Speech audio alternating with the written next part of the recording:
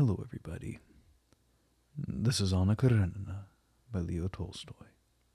Part 5, Chapter 1. The Princess Shtcherbatskaya thought it would not be possible to have the wedding any time within the 5 weeks before Lent, on account of the trousseau, which would not be half done. She acknowledged, however, that there was a risk of having to defer it still longer on account of mourning, if they waited till Easter, as an old aunt of the prince's was very ill and liable to die. So a medium course was taken by deciding to have the wedding before Lent, and to prepare only a small part of the trousseau at once, leaving the larger part till afterwards. The young couple intended to set out for the country immediately after the ceremony, and would not need the larger part of the things. The princess was indignant to find Levin indifferent to all these questions. Still more than half beside himself, he continued to believe his happiness and his own person the center, the only aim of creation. He did not trouble himself in the least about his affair, and left everything to his friends, feeling sure that they would arrange everything for the best. His brother, Sergei Ivanovitch, Stepan Arkadyevitch, and the princess ruled him absolutely. He was satisfied to accept whatever proposition they might make. His brother borrowed the money that he needed.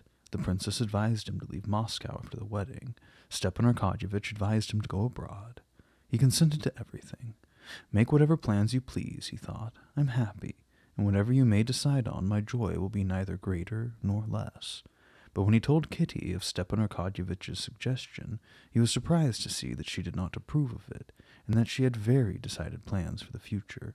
She knew that Levin's heart was at home in his work, and although she neither understood his affairs nor tried to understand them, still they seemed to her very important.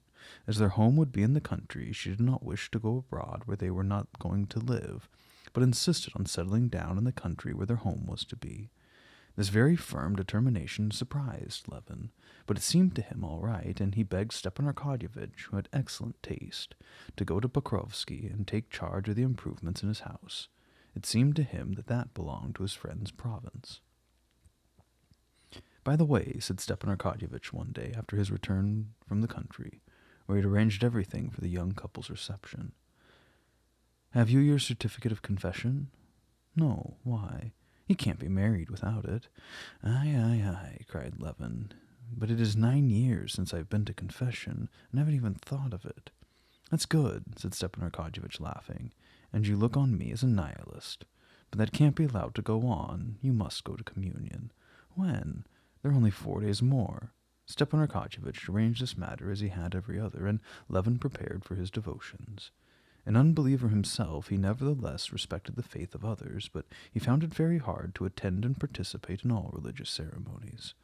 In his tender and sentimental frame of mind, the necessity of dissimulating was not only odious to him, it was well nigh impossible.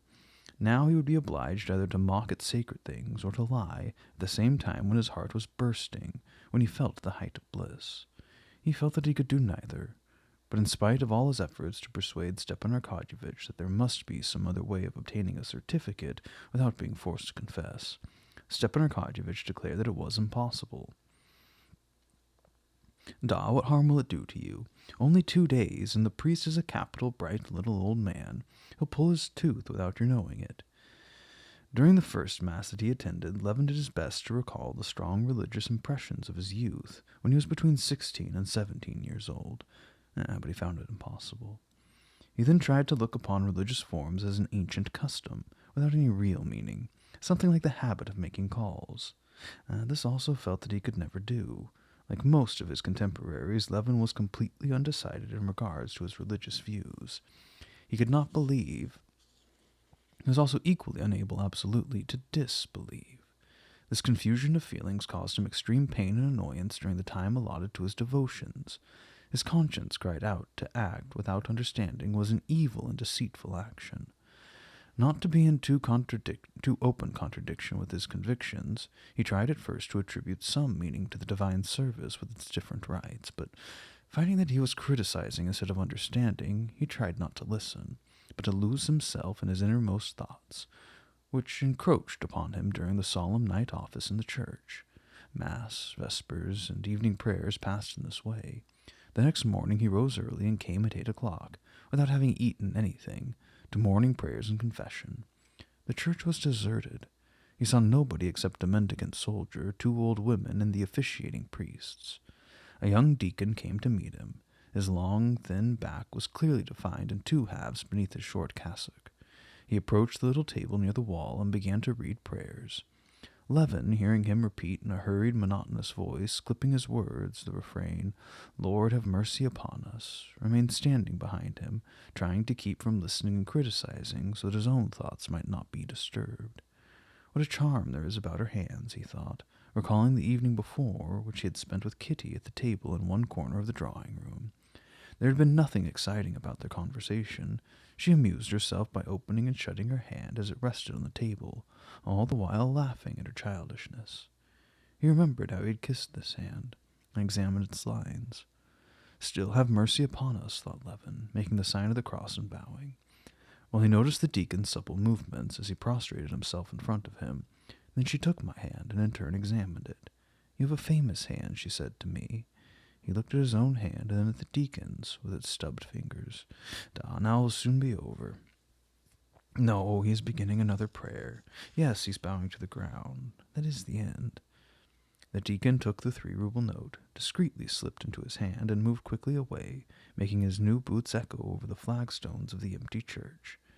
He disappeared behind the altar, after promising Levin to register his name for confession. In a moment he reappeared and beckoned to him. Levin went towards the ambo. He mounted several steps, turned to the right, and saw the priest, a little old man, whose beard was almost white, with kindly but rather weary eyes, standing near the reading desk, turning over the leaves of a missal. After a slight bow to Levin, he began to read the prayers. Then he kneeled down as he finished. "May the invisible Christ be present at your confession," said he, turning towards Levin and holding up the crucifix. "Do you believe all that the Holy Apostolic Church teaches us?" he continued, crossing his hands under his soul. "I've doubted. I still doubt everything," said Levin, in a voice which sounded disagreeable to his own ears, and he was silent. The priest waited a few moments, then closing his eyes and speaking very rapidly, "To doubt is characteristic of human weakness. We must pray the Lord Almighty to strengthen you. What are your principal sins?" The priest spoke without the least interruption, and as though he were afraid of losing time. "My principal sin is doubt, which I cannot get rid of. I'm nearly always in doubt, and I doubt everything." "To doubt is characteristic of human weakness," repeated the priest, using the same words. "What do you doubt principally?" "Oh, everything. I sometimes even doubt the existence of God," said Levin, in spite of himself, almost frightened at the impropriety of these words. But they didn't seem to produce on the priest the effect that he feared. "How can you doubt the existence of God?" he asked, with an almost imperceptible smile. Levin was silent. "What doubts can you have about the Creator when you contemplate his works? Who ornamented the celestial vault with its stars, decked the earth with all its beauty? How can these things exist without a Creator?" And he cast a questioning glance at Levin. Levin felt the impossibility of a philosophical discussion with a priest, and replied to the last question. "I do not know." "You do not know? But then why do you doubt that God has created everything?" "I cannot understand it," replied Levin, blushing and feeling the absurdity of replies, which in the present case could not be anything else than mere words. "Pray to God, have recourse to him. The fathers of the church themselves doubted and asked God to strengthen their faith. The devil is mighty, and we should resist him. Pray to God, repeated the priest rapidly. Then he kept silent for a moment, as though he were buried in thought. "They tell me that you intend to marry the daughter of my parishioner and spiritual son, the Prince Sherbatsky," he added with a smile. "She's an accomplished young girl." "Yes," replied Levin, blushing for the priest. "Why does he need to ask such questions at confessions?" he said to himself. The priest continued. "You're thinking of marriage, and perhaps God may grant you offspring. What education will you give to your little children if you do not succeed in conquering the temptations of the devil, who causes you to doubt? If you love your children, you will not only wish them riches, abundance, and honor, but still more, as a good father, the salvation of their souls in the light of truth. Is this not so? How will you reply to the innocent child who asks you, 'Papasha, who makes all that delights me on the earth, the water, the sunshine, the flowers, the plants?' Will you answer, 'I know nothing about it'? Can you ignore what the Lord God in his infinite goodness has revealed to you? And if the child asks you, "What awaits me beyond the tomb?" will you say to him that you know nothing? How will you answer him? Will you give him up to the temptations of the world and the devil?